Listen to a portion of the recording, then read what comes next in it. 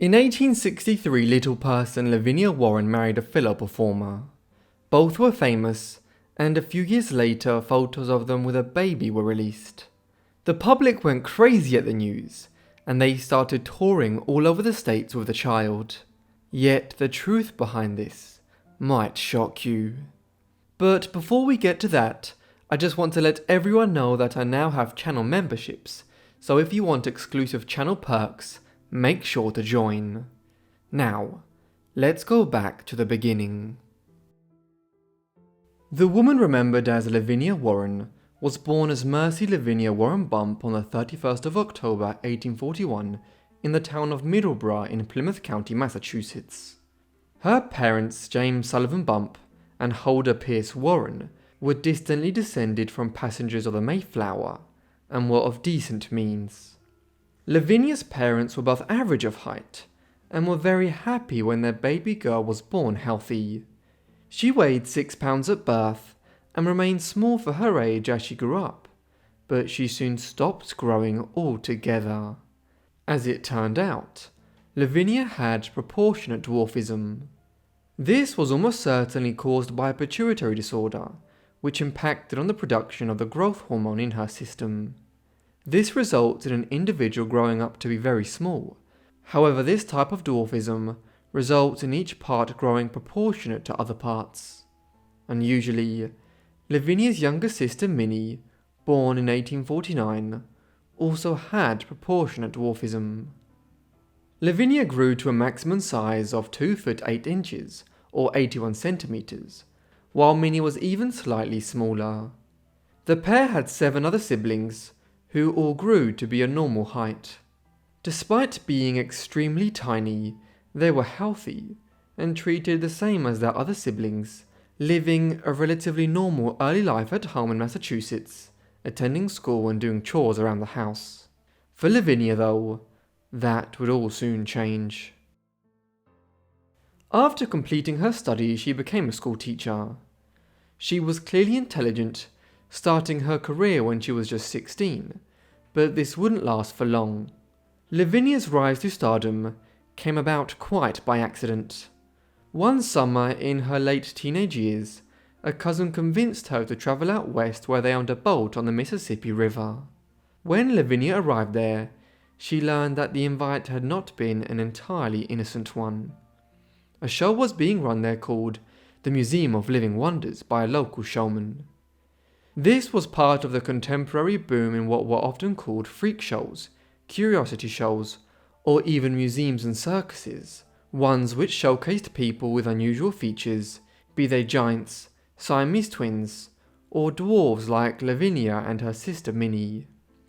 Lavinia was quickly convinced to join the show as the Lilliputian Queen, a reference to the Lilliputians, the tiny people who inhabited the land of Lilliput in Jonathan Swift's famous novel, Gulliver's Travels. She spent the next several years periodically performing in the Mississippi region, moving between there and Massachusetts. After a time, P.T. Barnum, the foremost manager of freak shows in America at the time, and the self-styled greatest showman on earth, heard about Lavinia and sent one of his agents to contact her and get her to join his own show. The year was 1862, and Barnum's American Museum in Lower Manhattan was the leading show of its kind at the time. Lured by higher pay than what she was receiving in Mississippi, Lavinia soon set off for the Big Apple to join Barnum's show. It was a successful start. Lavinia sang and danced in the show, and she had an easy way with people, mingling with crowds after the show. She soon became a fan favourite, and as she was just 21 years old at the time and single, it wasn't long before other performers tried to court her. Before long, romance blossomed for Lavinia at Barnum's show. Amongst the other performers here was General Tom Thumb, whose real name was Charles Sherwood Stratton. 3.5 years older than Lavinia, he was a seasoned performer. He had been working with Barnum since the mid-1840s, joining his shows when he was still just a child. Stratton had even been adopted by Barnum in 1855 after his father died. These childhood and teenage years had seen Tom who was given his name by Barnum, touring Europe and America. He was already famous by the time Lavinia joined the show, and it was said that next to some members of the Bonaparte dynasty, no one was more famous in America than General Tom. Tom was soon trying to court Lavinia, but this resulted in a rivalry between him and another small Barnum performer with the stage name of Commodore Nutt. Nutt had met Lavinia before Tom and was already deeply in love with her. Yet, these feelings hadn't been reciprocated. Eventually, Tom would prevail in the battle to win Lavinia's affections, though he had some difficulties. The Commodore knocked him out during a fight on one occasion, and Lavinia's mother didn't approve of the general and his taste for the high life. Eventually, after he promised to join the show full-time, after having briefly considered retiring, Lavinia agreed to marry Tom. There was much media speculation about it all, with some newspapers carrying stories claiming that Barnum was engineering the entire thing, though for once, the showman seems to have been entirely uninvolved. Thus, after a brief courtship, Lavinia was due to marry General Tom Thumb. Tom and Lavinia's wedding took place on the 10th of February 1863 in Grace Church in New York City. It was considered to be one of the weddings of the century and a test to the fame of the pair as part of Barnum's show at the time.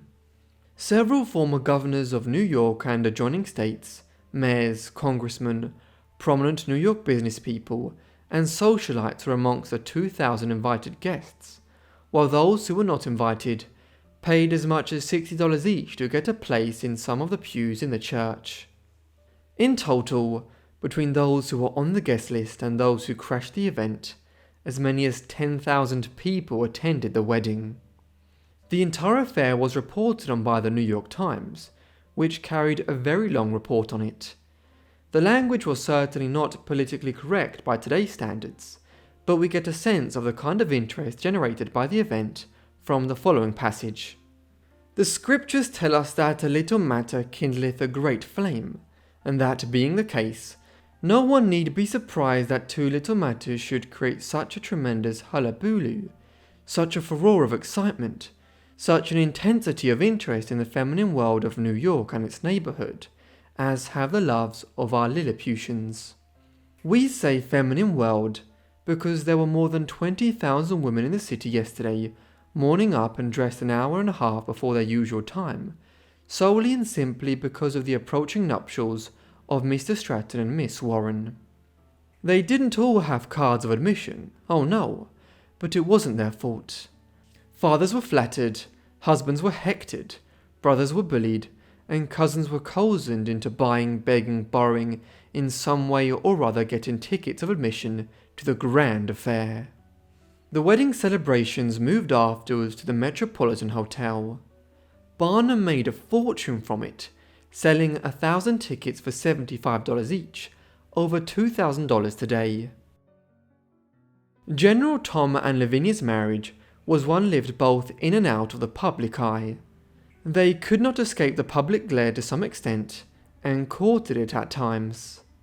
Not long after they married, for instance, they visited the White House and had a reception with President Abraham Lincoln.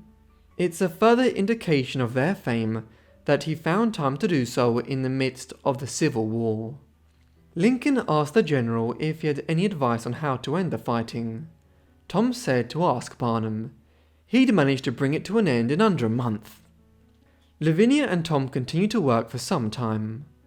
Barnum organised a 3-year tour of Europe, during which they visited most of Europe's great capitals and met with prominent figures such as Emperor Napoleon III of France, King Victor Emmanuel II of the recently unified Kingdom of Italy, and Pope Pius IX, the longest-serving Bishop of Rome.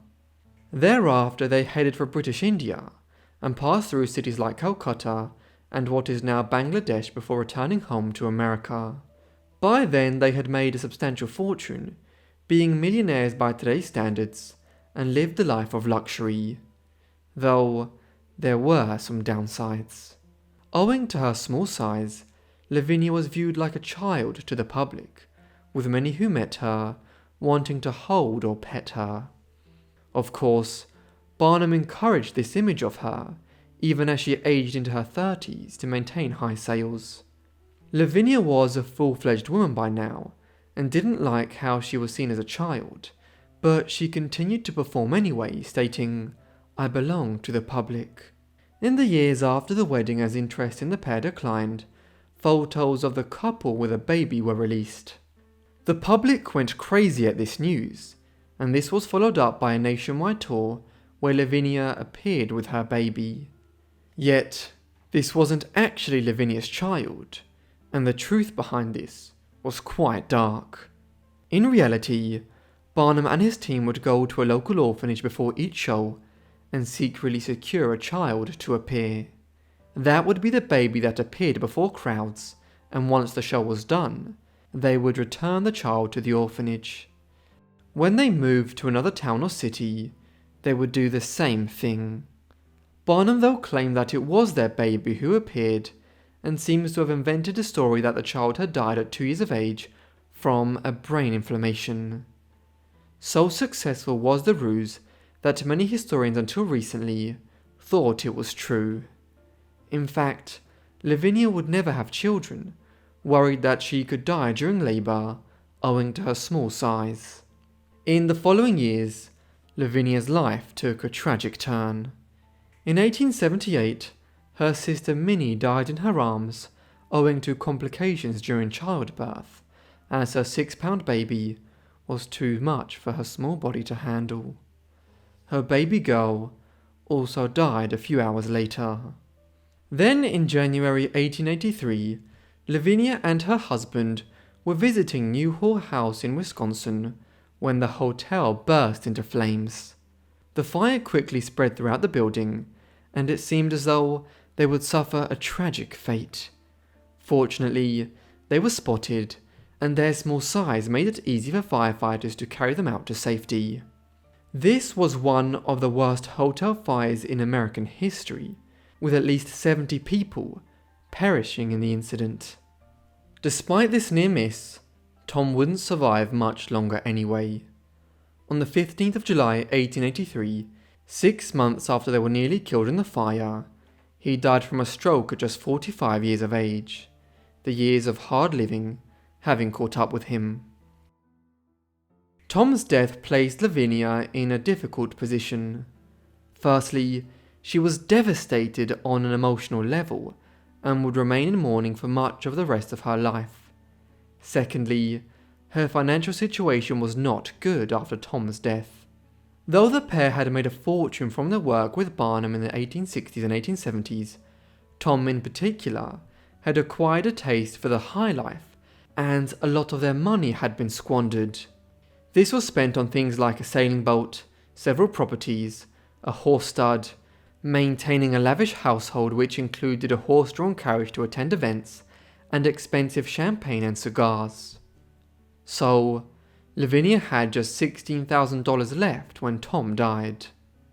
This was a decent sum of money at the time, around $500,000 today, but she still had to return to work all the same to try and make more money, to continue to live in the manner in which she had grown accustomed to, and to cover her heavy expenses. Lavinia soon found herself working as part of a show with Count Primo Magri, an Italian dwarf 8 years her junior, who had worked with her and Tom on and off over the years. He had a co-performer named Giuseppe, who it was claimed was his twin brother, and performed as Baron Littlefinger. Lavinia and the Count soon began a relationship, and in 1885, 2 years after Tom's death, they were married in New York City, in the very same church Lavinia and Tom married in 22 years earlier. Lavinia and the Count would remain married for 34 years down to their deaths, which occurred not long after each other. It was a strange and rash union, as both were seemingly regularly unfaithful towards one another. They also continued to work until very late in their lives, as both had expensive tastes and spent money as soon as they earned it. Moreover, the heyday of the freak shows and circuses that Barnum and others ran in America was passing, and the amount of income performers like them could earn had decreased by the 1890s and 1900s. Part of the reason why the shows were so out of vogue was because moving pictures were beginning to appear. The Hollywood film industry began to develop from around 1912 onwards, as filmmakers moved out to California to establish film studios. Lavinia and the Count were some of the first dwarfs to ever appear in a motion picture when they appeared in the Lilliputian Courtship that premiered in 1915. The silent film was about as unpolitically correct as one can get, featuring characters with names like Pee-wee and Uncle Tiny Mite, and involving characters riding around on Shetland ponies. Her appearance in the Lilliputian Courtship was the final notable act in Lavinia's long performing career. She died on the 25th of November 1919 back in her native Middleborough, Massachusetts. She was 78 years of age and had lived a very long life by the standards of the time. Lavinia was laid to rest next to Tom, where he had been buried 36 years earlier.